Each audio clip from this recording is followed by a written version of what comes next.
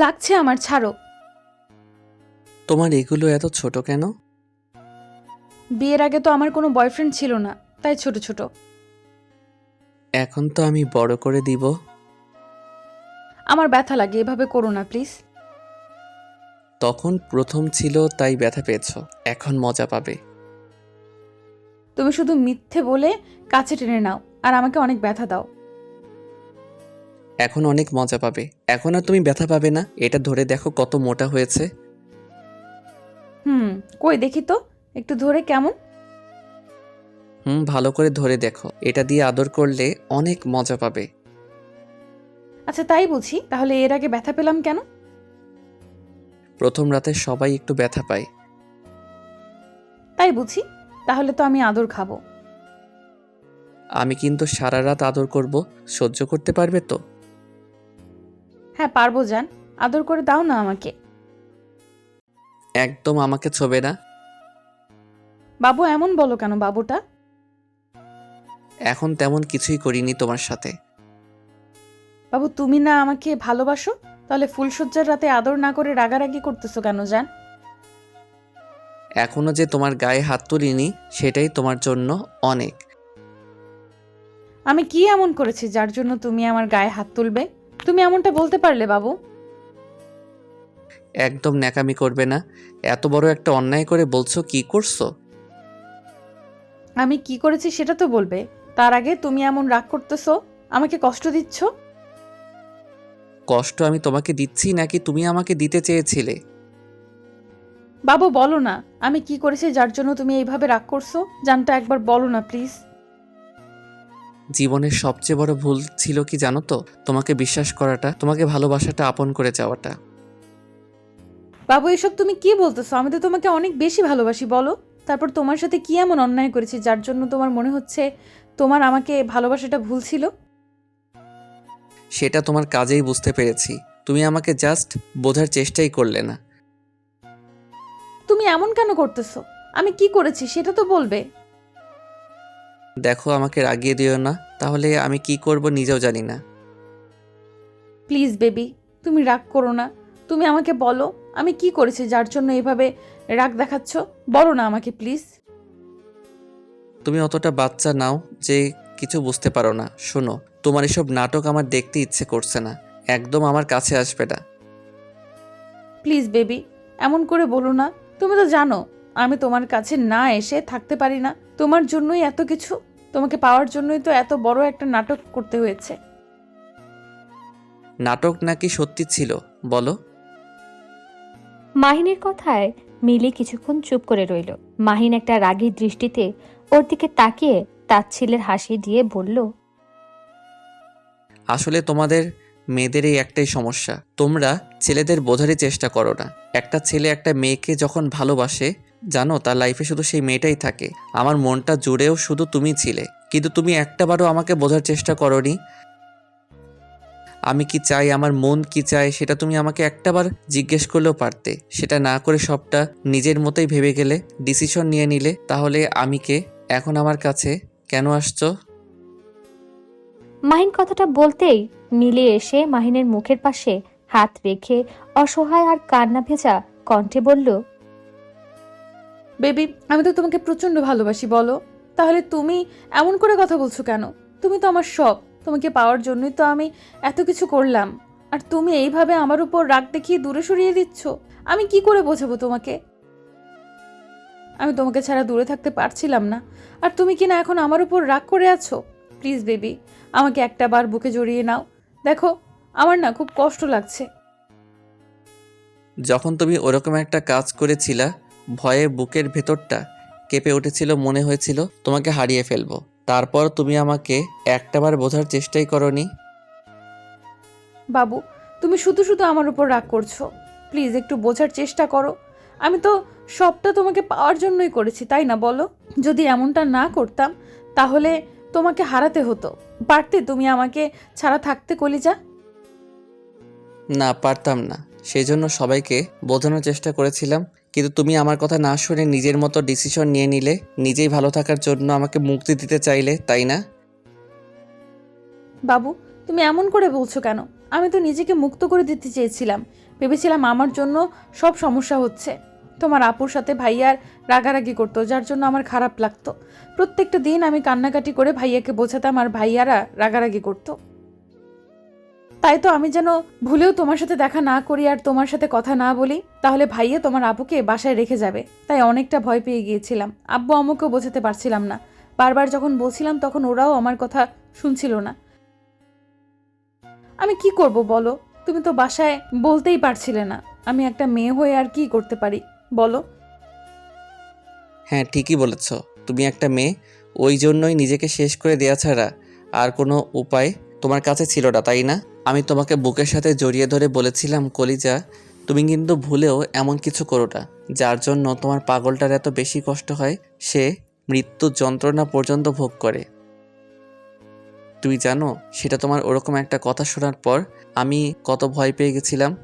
একটাবার বোঝার চেষ্টা করেছো?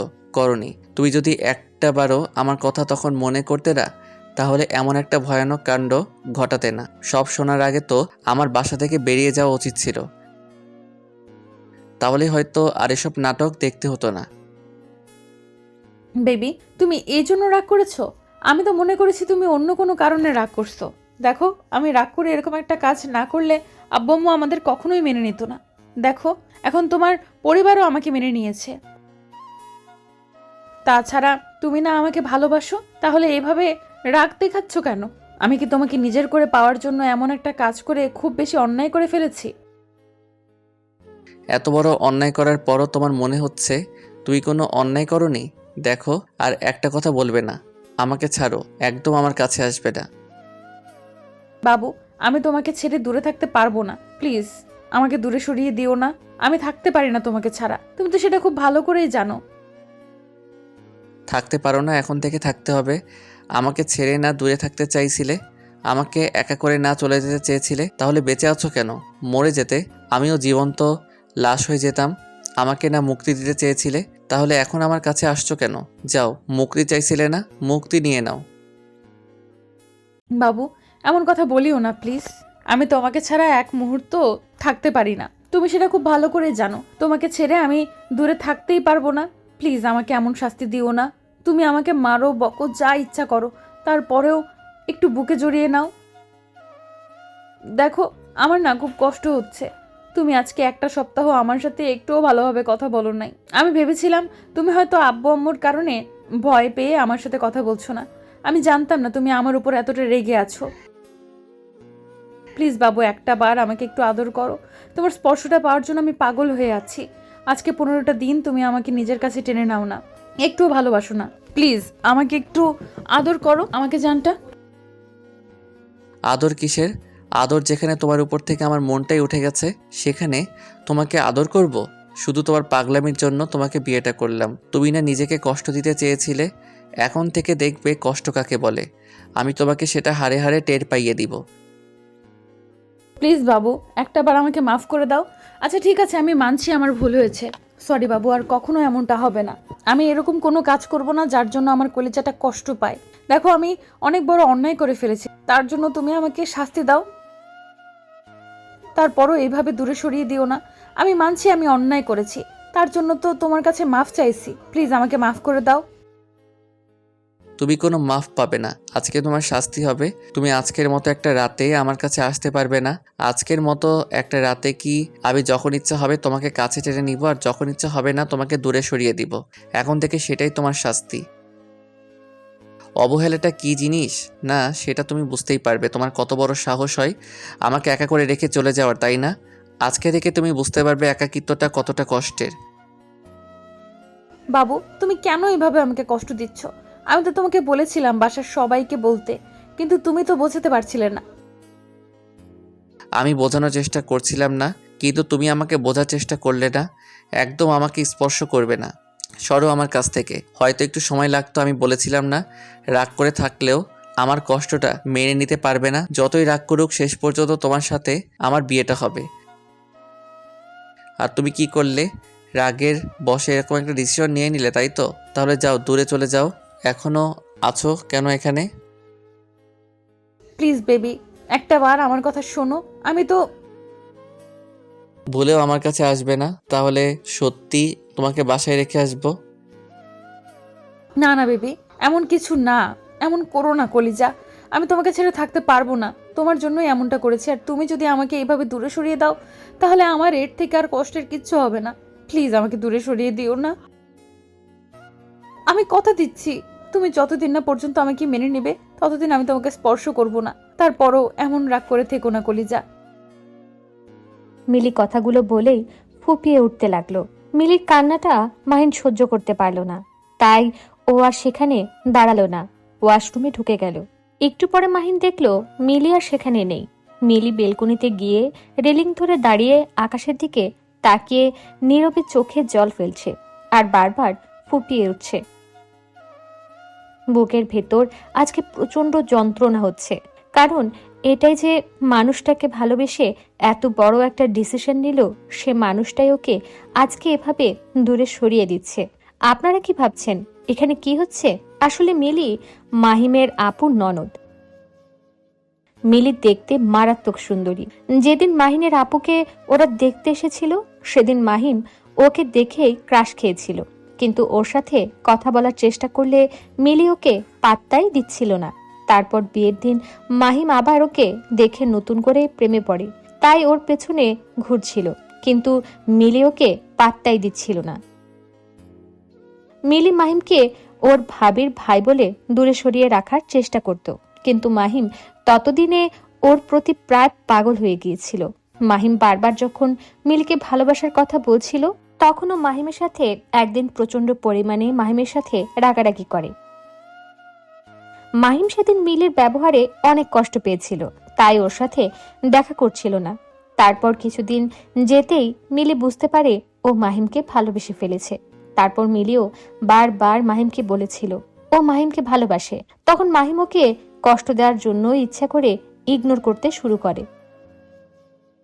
তারপর মিলি মাহিমকে বোঝাতে না পেরে প্রচন্ড পরিমাণে কান্না করত, তাই মাহিম আর উপায় না পেয়ে ওকে মেনে নিয়েছিল। ওদের রিলেশনের 2 মাস হতে না হতেই ঘটে বিপত্তি। একদিন মিলি আর মাহিম ঘনিষ্ঠ অবস্থায় ওর আপু আর ভাইয়াকে দেখে ফেলে, তাও সেটা কিস করা অবস্থায়, যেটা দেখেই দুজনে প্রচন্ড পরিমাণে রেগে যায়। মাহিমের আপু যদিও একটু বুঝতে পেরেছিল যে মাহিম তার ননদকে ভালোবাসে, তারপরও বিষয়টা স্বাভাবিকভাবে মেনে নিয়েছিল। একটা সময় 2 পরিবারে বেশ ভালোভাবেই জানাজানি হয়ে যায় ওরা রিলেশনে আছে। তখন ওরা বলে দুজন দুজনকে ভালোবাসে, তাই বিয়ে করতে চায়, কিন্তু কেউ ওদের মেনে নিচ্ছিল না। মিলির ভাইয়া মাহিমের আপুর সাথে বেশি রাগারাগি করত।